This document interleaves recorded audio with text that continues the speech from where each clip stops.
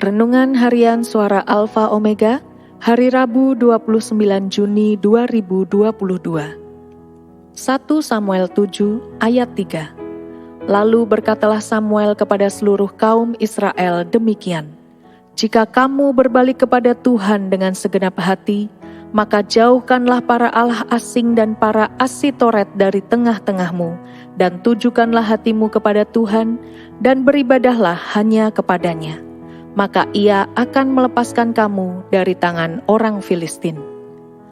Nabi Samuel menasihatkan bangsa Israel untuk melakukan 3 hal penting, yaitu: pertama, berbalik kepada Tuhan dengan segenap hati. Kita tidak bisa menang atas masalah yang dihadapi jika kita tidak mau berbalik kepada Tuhan. Bukti pertobatan yang dilakukan adalah dengan memisahkan diri dari dosa. Kedua, mengarahkan hati hanya pada Tuhan.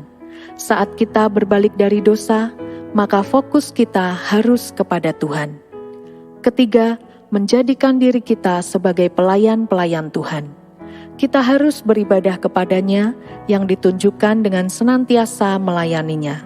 Saat bangsa Israel ditolong oleh Tuhan dan diberikan kemenangan yang besar, Samuel mendirikan sebuah batu peringatan dan menamainya Ebenezer, yang berarti sampai di sini Tuhan menolong kita. Tuhan mau kita hidup berkemenangan.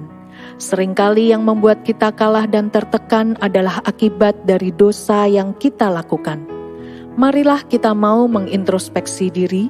Jika kita masih hidup dalam dosa, hendaknya kita segera bertobat dan berbalik pada Tuhan, mengarahkan hati hanya kepada Tuhan saja, serta mau kembali aktif beribadah dengan menjadikan diri kita sebagai penyembahnya, sehingga kita dapat berkata, Ebenezer, sampai di sini Tuhan menolong kita.